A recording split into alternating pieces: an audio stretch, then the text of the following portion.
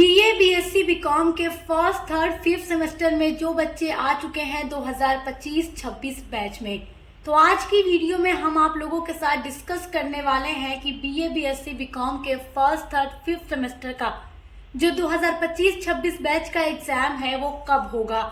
बच्चे एग्जाम को लेकर काफी ज्यादा परेशान रहते हैं कि मैम बता दीजिए हमारा एग्जाम कब होगा। तो देखिए आज की वीडियो में मैं यही आपको बताने वाली हूँ कि आपका एग्जाम कब होगा और एग्जाम से पहले जो मिड टर्म एग्जाम होता है वो कब होगा, या आपके पेपर का पैटर्न क्या होगा, एमसीक्यू होगा या सब्जेक्टिव होगा 2025-26 बैच एग्जाम में।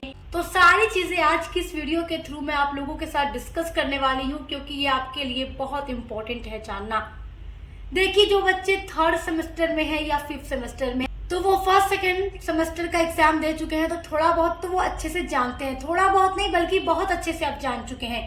लेकिन जो बच्चे इस ईयर फर्स्ट सेमेस्टर में हैं, एकदम नए बच्चे आए हुए हैं, वो अभी नहीं जान रहे होंगे कि एग्जाम कब होगा, वो कौन सा महीना है जिसमें से एग्जाम हर यूनिवर्सिटी का शुरू हो जाता है।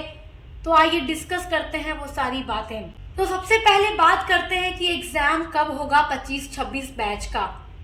तो देखिए अगस्त का महीना चल रहा है, एकदम लास्ट चल रहा है। अब अगस्त खत्म हो जाएगा, फिर सितंबर शुरू होगा, अक्टूबर और नवंबर।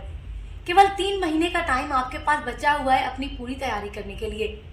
तो आपको इसी 3 महीने के अंदर पूरी तैयारी करनी होगी। उसके बाद जो नवंबर का महीना आता है, नवंबर, तो नवंबर से मिड टर्म एग्जाम शुरू हो जाता है। अब मिड टर्म एग्जाम क्या है ये आपको नहीं पता होगा जो बच्चे फर्स्ट ईयर के फर्स्ट सेमेस्टर में हैं। थर्ड और फिफ्थ सेमेस्टर वाले बच्चे मिड टर्म एग्जाम पहले दे चुके हैं, तो वो अच्छे से जानते हैं मिड टर्म एग्जाम देना कितना जरूरी है, क्योंकि मिड टर्म एग्जाम जो होता है 25 नंबर में होता है और उसके अलावा 75 नंबर का हमारे एग्जाम का पेपर आता है यूनिवर्सिटी का।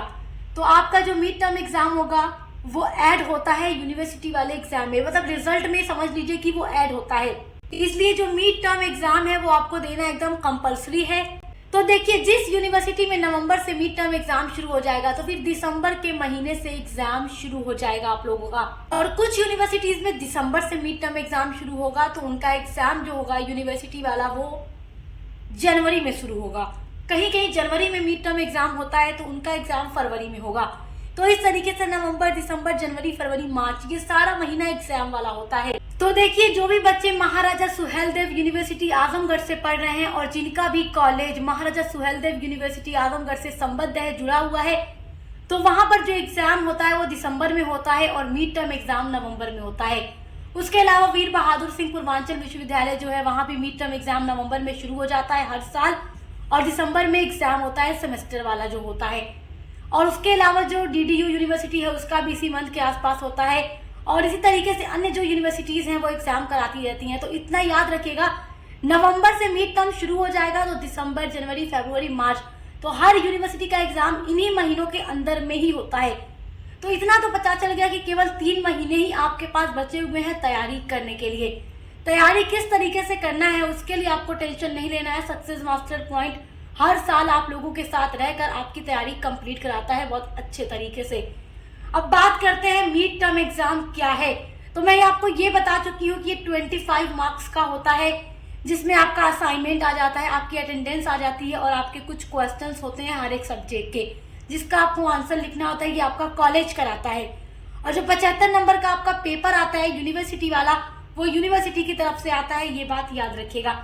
मिड टर्म एग्जाम के ऊपर मैं सेपरेट वीडियो बना चुकी हूँ, आप उस वीडियो को जरूर देखिएगा। इस वीडियो के डिस्क्रिप्शन बॉक्स में मैं लिंक आपको दे दूंगी।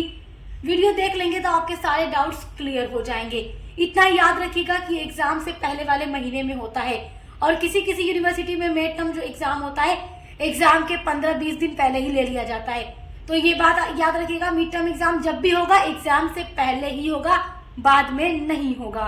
अब बहुत सारे बच्चे ये पूछते हैं कि मैम हमारे यूनिवर्सिटी में जो एग्जाम होगा उसका पेपर पैटर्न क्या होगा 2025-26 बैच में। जो भी बच्चे 25-26 ईयर में एग्जाम दे रहे हैं उनका पेपर पैटर्न क्या होगा मैम। कुछ लोग कह रहे हैं मैम क्या हमारा एमसीक्यू होगा, कुछ पूछते हैं क्या मैम हमारा सब्जेक्टिव होगा।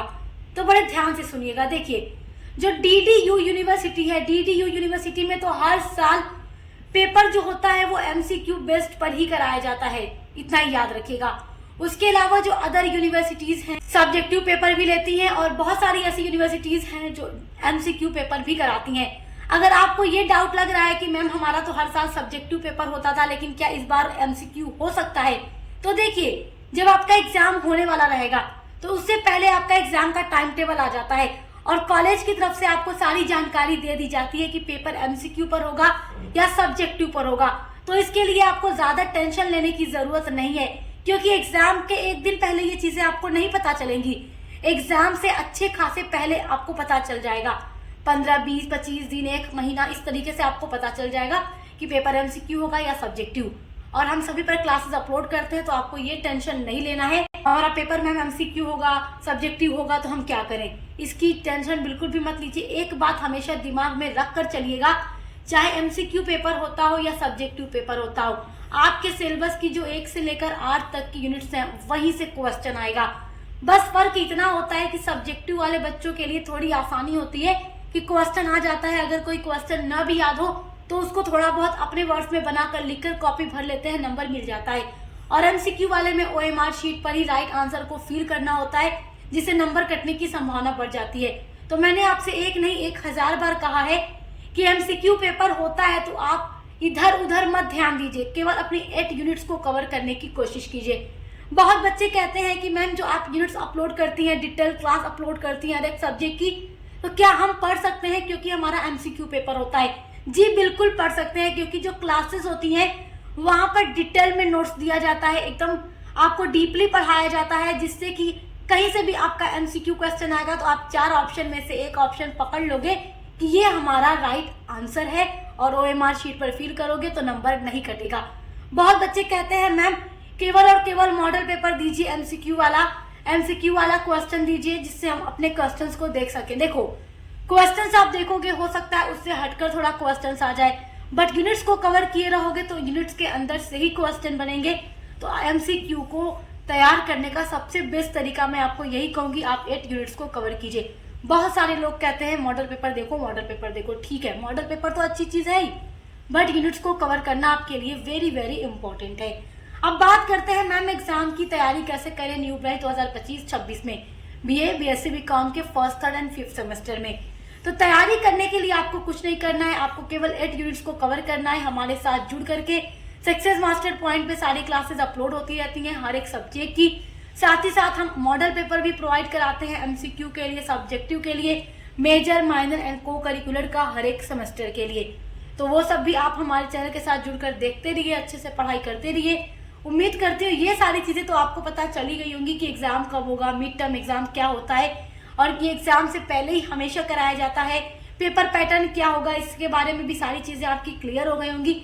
और तैयारी किस तरीके से करना है ये आपको टेंशन नहीं लेना है। सक्सेस मास्टर पॉइंट के साथ जुड़े रहिए, अच्छे से पढ़ाई करते रहिए। तो उम्मीद करती हूँ वीडियो आपके लिए काफी ज्यादा हेल्पफुल रहा होगा, और आपका जो को करिकुलर पेपर है उसके ऊपर भी मैं वीडियो बना चुकी हूँ। तो जो बच्चे बीए, बीएससी, बीकॉम के फर्स्ट सेमेस्टर में है, एक बार वो वीडियो जरूर देखेंगे, क्योंकि पहली ईयर होती है, पहला सेमेस्टर होता है, तो काफी ज्यादा डाउट्स होते हैं दिमाग के अंदर। बाकी 3rd और 5th वाले तो सब कुछ जान चुके होते हैं, तो उतना उनको दिक्कत का सामना नहीं करना पड़ता। तो आप वो वीडियो भी जरूर देखिएगा, लिंक आपको डिस्क्रिप्शन बॉक्स में मिल जाएगी। अब मिलते हैं अगली वीडियो के साथ।